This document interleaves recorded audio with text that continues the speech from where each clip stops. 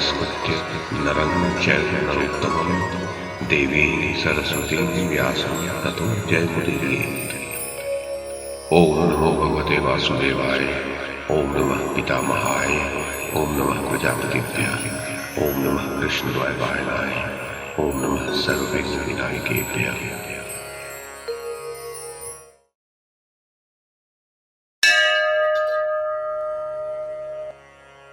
राजा जनमेजय ने पूछा, वैशंपायन जी, गंगानंदन भीष्म को सेनापति पद पर अभिषिक्त हुआ सुनकर महाबाहु युधिष्ठिर ने क्या कहा तथा भीम, अर्जुन और श्री कृष्ण ने उसका क्या उत्तर दिया?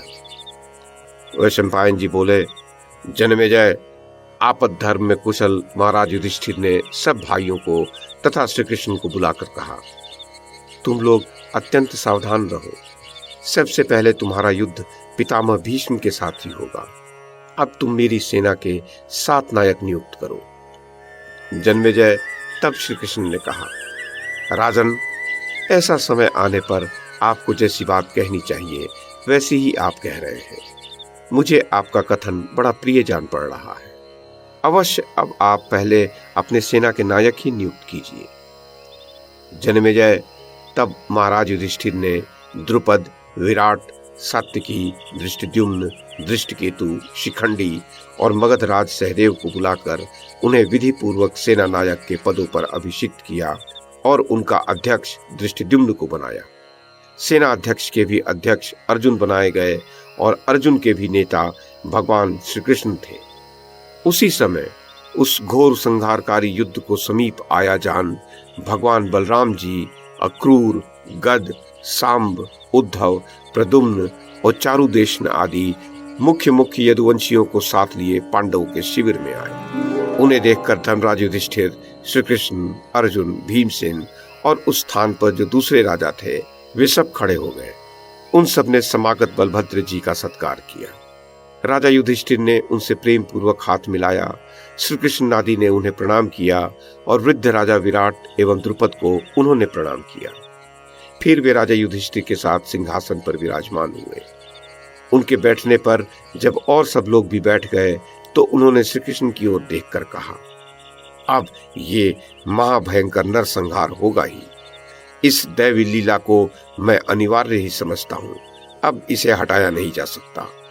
मेरी इच्छा है कि अपने सुहृद आप सब लोगों को इस युद्ध की समाप्ति पर भी मैं निरोग देख सकूं। इसमें संदेह नहीं, यहाँ जो राजा एकत्रित हुए हैं उनका तो काल ही आ गया है। कृष्ण से तो मैंने बारंबार कहा था कि भैया, अपने संबंधियों के प्रति एक सा व्यवहार करो, क्योंकि हमारे लिए जैसे पांडव हैं वैसा ही राजा दुर्योधन है। किंतु ये तो अर्जुन को देखकर सब प्रकार उसी पर मुग्ध है। राजन, मेरा निश्चित विचार है कि जीत पांडवों की ही होगी और ऐसा ही संकल्प श्री कृष्ण का भी है।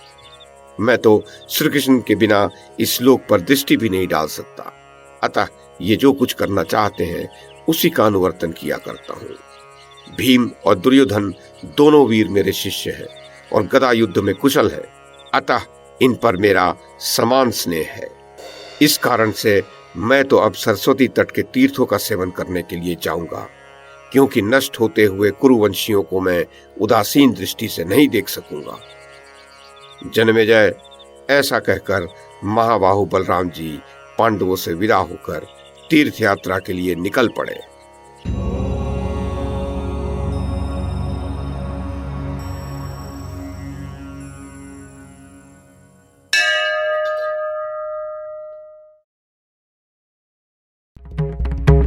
YouTube के माध्यम से महाभारत की कथा को एक श्रृंखला के रूप में प्रस्तुत करने का हमारा ये प्रयास यदि आपको सराहनीय लगा हो तो कृपया इस कड़ी को लाइक और शेयर करें, चैनल को सब्सक्राइब करें और बेल आइकन को दबाएं। साथ में अन्य लोगों को भी देखने के लिए प्रेरित करें।